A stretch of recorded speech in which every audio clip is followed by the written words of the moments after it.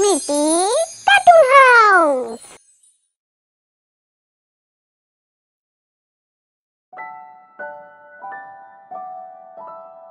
অনেক দিন আগের কথা, গোরখপুর নামে এক গ্রাম ছিল। সেই গ্রামে বাস করত সদানন্দ। ছোটবেলা থেকে সদানন্দ আঁকতে ভীষণ ভালোবাসতো। সে তার চারপাশে যা কিছু দেখত তুলিতে তাই ফুটিয়ে তুলত। সদানন্দর বাবা ছিলেন একজন চাষি। তার সামান্য কিছু জমি ছিল। সেই জমিতে চাষ করে অতি কষ্টে তাদের দিন কাটত। স্বভাবতই তিনি চাইতেন যে তার ছেলে সদানন্দ যেন চাষবাস শেখে।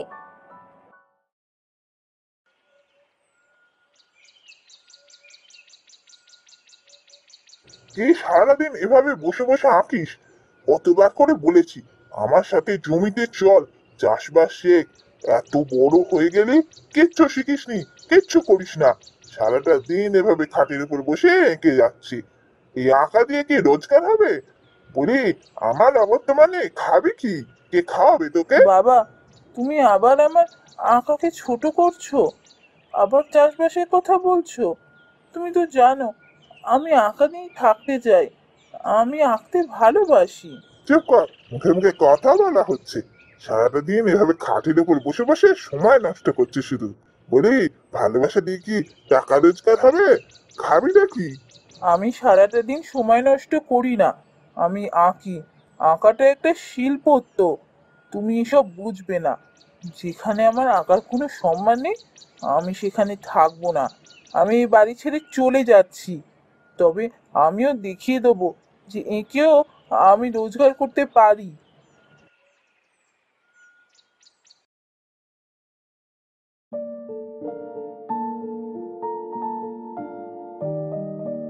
এই বলে বাবার সাথে ঝগড়া করে বাড়ি ছেড়ে পথে নামলো সদানন্দ। যেখানে দুচোখ যায় সেদিকেই যাব, বাড়ি আমি কোনোদিনও আর ফিরবো না। আমার আঁকাকে এত অসম্মান বলে কিনা সময় নষ্ট করছি। আমি বাবাকে কোনোদিন বোঝাতে পারিনি, আর বোঝাতে পারবোও না। তার থেকে এই ভালো আমি বাড়ি ছেড়ে দূরে কোথাও চলে যাব। সেখানে আমি একা থাকবো আর সারাটা দিন বসে বসে আঁকবো।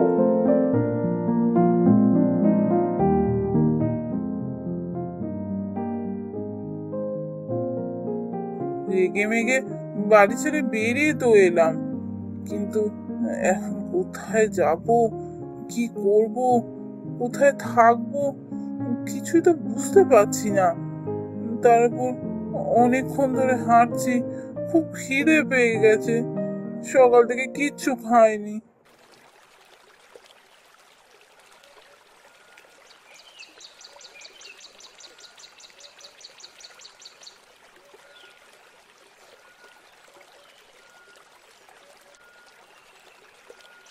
বাহ, নদীর তীরের এই দৃশ্যটা কি অপূর্ব লাগছে।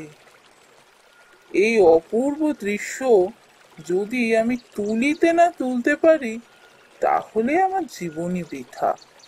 যাই, ওই গাছটার তলায় গিয়ে বসি।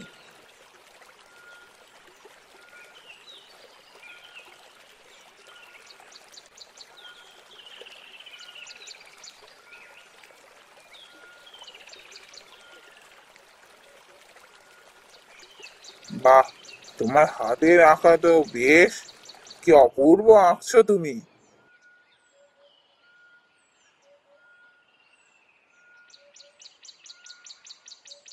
আপনাকে অসংখ্য ধন্যবাদ। তুমি কোথায় থাকো? তোমার হাতের আঁকাও তো খুবই সুন্দর। তোমাকে তো এর আগে কখনো এখানে দেখেছি বলে মনে পড়ে না। ঠিকই বলেছেন, আমি এখানে থাকি না, আমি গোরখপুর গ্রাম থেকে আসছি। কি করো তুমি? আমি আমি তো কিছু করি না, আমি সারাদিন আঁকি। বুঝেছি, তোমার হাতের আঁকা সত্যি খুবই সুন্দর, প্রশংসনীয় বটে। আমাদের এই রাজ্যের মহারাজ শিল্পীদের যোগ্য সম্মান দেন। তুমি চাইলে আমাদের মহারাজের কাছে যেতে পারো। তাই বুঝি? তবে তাই যাব। আপনাদের মহারাজের কাছে আমি যাব কি করে?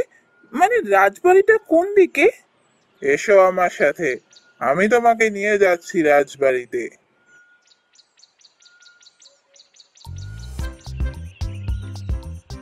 সদানন্দ মনের আনন্দে সেই অজানা পথিকের সাথে চলল রাজবাড়ির উদ্দেশ্যে।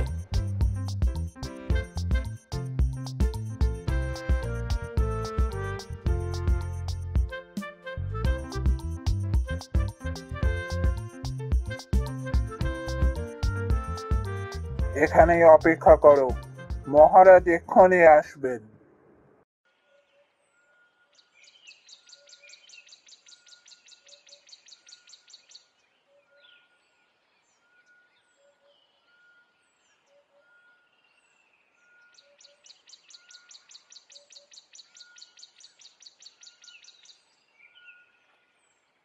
কি আপনি মহারাজ? হ্যাঁ, আমি এই রাজ্যের মহারাজ। আজ ছদ্মবেশে আমি রাজ্য পরিভ্রমণে বেরিয়েছিলাম। তোমার আঁকা আমার খুবই ভালো লেগেছে সদানন্দ। আজ থেকে তুমি এই রাজবাড়িতেই থাকবে। তোমার কাজ হবে প্রকৃতির বিভিন্ন রূপকে তোমার ছবিতে ফুটিয়ে তোলা। জো আজ্ঞা মহারাজ। আমার কন্যা, মানে এ রাজ্যের রাজকুমারী, একজন প্রকৃতি প্রেমী মানুষ। সে চায় প্রকৃতির সমস্ত শোভা নিজের চোখে দেখতে। তোমাকে আমি তার ইচ্ছা পূরণের জন্যই নিয়ে এসেছি। রাজকন্যা প্রকৃতি প্রেমী মানুষ, কিন্তু সে প্রাকৃতিক শোভা উপভোগ করতে চায় ছবির মাধ্যমে। এ আবার কেমন তর মানুষ? যাকে আমার এত ভেবে কাজ নেই। আমার কাজ হচ্ছে সারাদিন শুধু বসে আঁকা। খাওয়ার চিন্তা নেই, থাকার চিন্তা নেই, সব সময় শুধু আঁকবো। এর থেকে ভালো আর কি হতে পারে? ইচ্ছা করছে বাবাকে ডেকে এনে দেখাই, দেখো একেও জীবন চালানো যায়।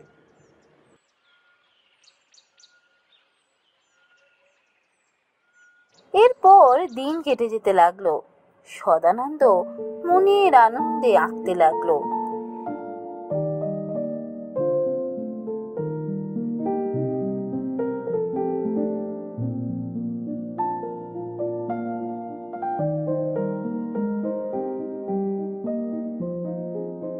সদানন্দর আঁকা প্রথম ছবি দাসীকে দিয়ে মহারাজ পাঠালেন রাজকুমারীর কাছে।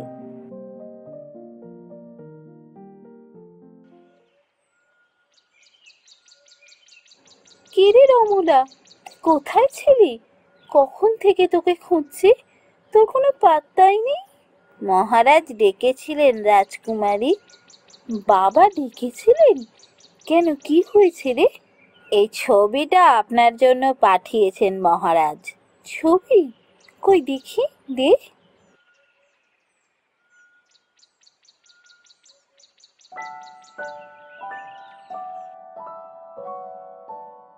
কি অপূর্ব দৃশ্য! এই ছবি বাবা কোথায় পেয়েছে জানিস কিছু? রাজকুমারী, এই রাজবাড়িতে মহারাজ একটা ছেলেকে নিয়ে এসেছেন। সে সারাটা দিন বসে বসে আঁকে, সেই এই ছবি এঁকেছে। এত সুন্দর ছবি যে এঁকেছে, তাকে একবার দেখতে খুব ইচ্ছে করছে। কি এঁকেছে জানিস? তাকে একবার এখানে নিয়ে আয় না রে। ক্ষমা করবেন রাজকুমারী, এ কথা মহারাজ জানতে পারলে অনর্থ হয়ে যাবে। ওকে এখানে আমি আনতে পারবো না। কেন, অনর্থ হওয়ার কি আছে? বাবা কি তোকে আদেশ দিয়েছেন তাকে যেন এ ঘরে না নিয়ে আসা হয়? তা নয়, তবে আপনার সাথে তো কোনো অপরিচিত ব্যক্তির দেখা করা নিষেধ, তাই তাকে আমি এখানে আনতে পারবো না। চুপ কর, আমি আদেশ দিচ্ছি, এক্ষুনি সেই শিল্পীকে আমার ঘরে নিয়ে আয়। মহারাজ কিছু বললে বলবি আমি আদেশ দিয়েছি। জয় আজ্ঞা রাজকুমারী।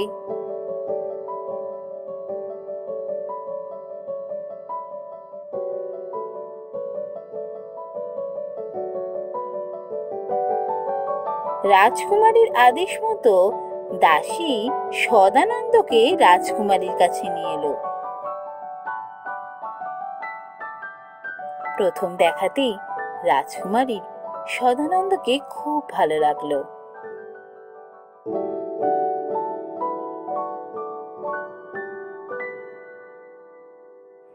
এই ছবি তুমি এঁকেছো? হ্যাঁ রাজকুমারী, এই ছবি আমার আঁকা। আপনার পছন্দ হয়েছে?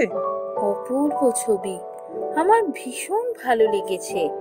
তোমার হাতে আঁকা সত্যি অসাধারণ।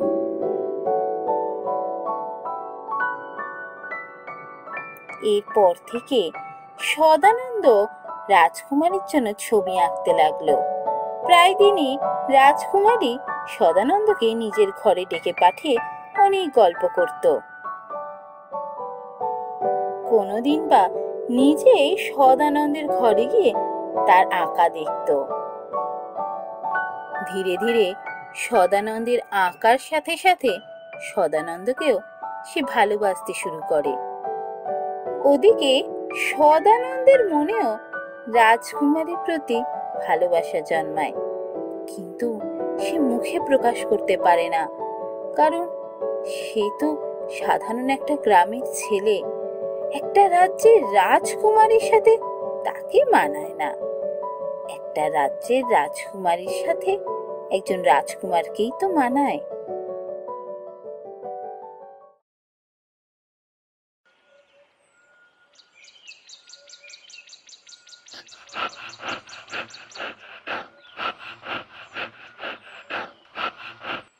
মহারাজ, মহারাজ, আমাদের বাঁচান। শান্ত হও। কি হয়েছে তোমার? কিসের বিপদ? মহারাজ, রাজে এক রাক্ষস এসছে। সে রাক্ষস আমাদের গবাদি পশু, চাষের জমি সব নষ্ট করে দিচ্ছে মহারাজ। সব তছনছ করে দিচ্ছে। আপনি বাঁচান মহারাজ। কি? আমার রাজ্যে রাক্ষস? মন্ত্রী, এ আমি কি শুনছি?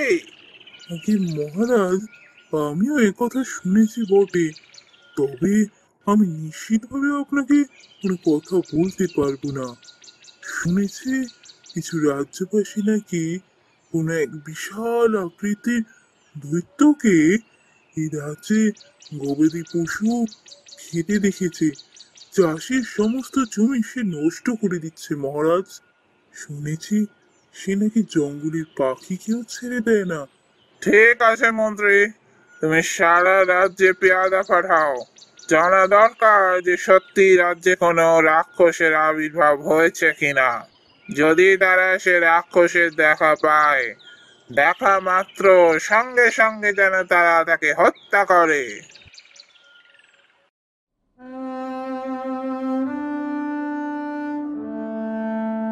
দিন কেটে যেতে লাগলো। ওদিকে দৈত্যর উপদ্রব দিনের দিন বাড়তে লাগলো।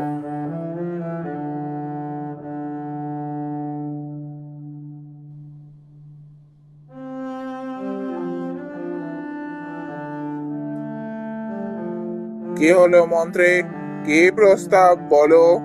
মহারাজ, রাজ্যে যে দৈত্যর আগমন হয়েছে তা একদম সত্য, কিন্তু তাকে কেউ মারতে পারছে না মহারাজ। কি বললে? একটা রাক্ষসকে মারতে সবাই বিফল হচ্ছে? আগে মহারাজ, সে খুবই ভয়ঙ্কর মহারাজ। আমি নিজের চোখে দেখেছি তাকে। কেউ তার সামনে দাঁড়ানো সাহস করতে পারছে না। ঠিক আছে মন্ত্রী, সারা রাজ্যে প্রচার করে দাও, যে বীর ওই রাক্ষসকে মারতে পারবে তাকে আমি আমার অর্ধেক রাজত্ব দেবো আর রাজকুমারীর সাথে বিবাহ দেবো। খবর প্রচার হতে বিভিন্ন রাজ্য থেকে রাজা রাজকুমাররা এলো ওই রাক্ষসকে মারতে, কিন্তু প্রায় সবাই বিফল হয়ে ফিরে গেল।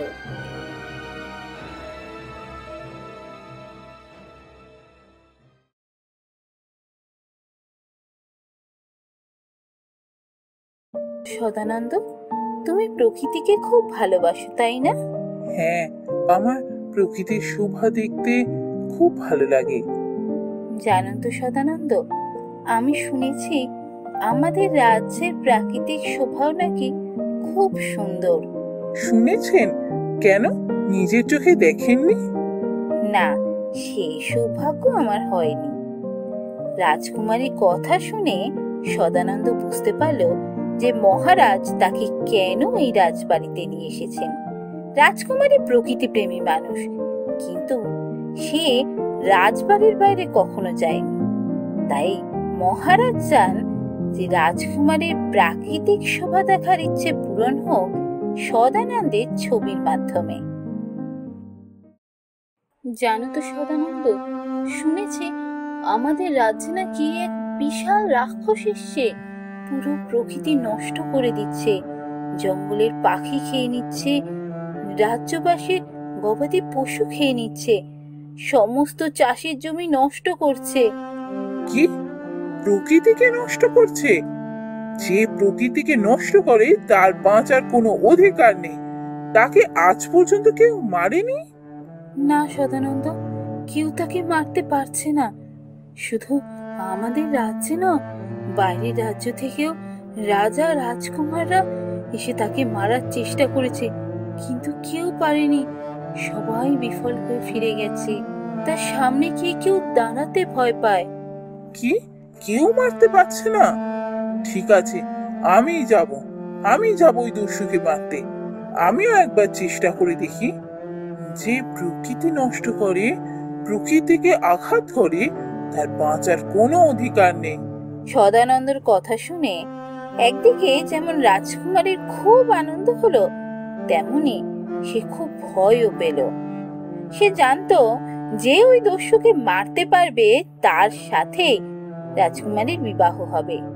তাই যদি সদানন্দ মারতে পারে তাহলে সদানন্দর সাথেই তার বিয়ে হবে।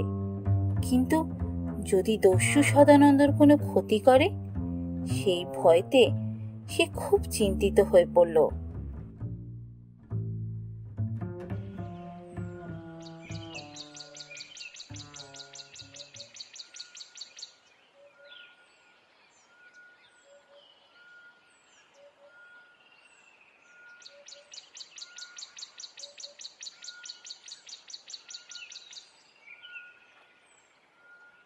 কি ব্যাপার সদানন্দ, তুমি রাজসভায় এলে? মহারাজ, শুনেছি রাজ্যে এক দস্যুর আবির্ভাব হয়েছে, যে প্রকৃতিকে নষ্ট করছে। ঠিকই শুনেছ, ওই রাক্ষস আমাদের রাজ্য তছনছ করে দিচ্ছে। কিন্তু দুর্ভাগ্যের বিষয়, ওই রাক্ষসকে কেউ মারতে পারছে না। মহারাজ, আমি ওই দস্যুকে মারতে চাই। আমি প্রকৃতি ভালোবাসি। যে সেই প্রকৃতির ক্ষতি করে তাকে আমি কখনো ছেড়ে দিতে পারি না। আমাকে অনুমতি দিন মহারাজ, আমি যাব ওই দস্যুকে মারতে। কি বললে? তুমি মারতে যাবে ওই রাক্ষসকে?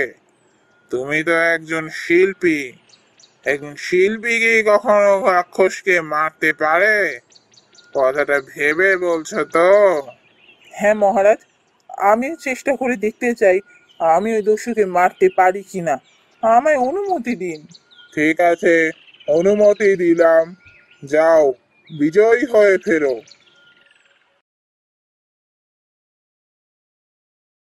পরের দিন সকালবেলায় সদানন্দ একটা বল্লম নিয়ে ঘোড়ায় করে পৌঁছে গেল সেই গুহার সামনে। দুষ্টু রাক্ষস, কতক্ষণ আর গুহায় বসে থাকবি? আয়, বেরিয়ে আয়, আজই তো শেষ দিন। আমার গুহার সামনে এসে গর্জন করে আমায় ডাকছে? কার এত সাহস? তবে রে রাক্ষস, এই নে। ইয়া! ওরে বাবা, ওরে বাবা রে, আমার মাথায় কি যেন এসে লাগলো। ওরে বাবা, ওরে বাবা রে।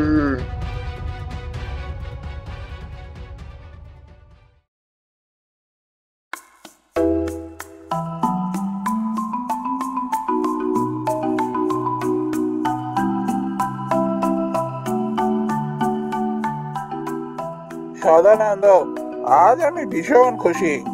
তুমি একজন শিল্পী নও, তুমি একজন বীরও বটে। যে রাক্ষসকে কেউ মারতে পারছিল না, তুমি তাকে মেরেছো। রাক্ষসের হাত থেকে তুমি এ রাজ্যকে বাঁচিয়েছো। আমি ঘোষণা করেছিলাম যে ওই রাক্ষসকে মারতে পারবে তার সাথেই আমি রাজকুমারী বিবাহ দেব, আর আমার অর্ধেক রাজত্ব দেব। তুমি ওই রাক্ষসকে মেরেছো, তাই তোমার সাথে আমি রাজকুমারীর বিবাহ দিতে চাই, আর আমার অর্ধেক রাজত্বের রাজা হবে তুমি। শুধু তাই নয়, এই রাজ্যের ভবিষ্যৎ রাজাও তুমিই হবে। কিছুদিনের মধ্যেই সদানন্দর সাথে রাজকুমারীর বিবাহ হয়। রাজা হয়ে সিংহাসনে বসে সদানন্দ মা আর বাবাকে গ্রাম থেকে নিয়ে আসে, আর সবার সাথে সুখে শান্তিতে দিন কাটাতে থাকে।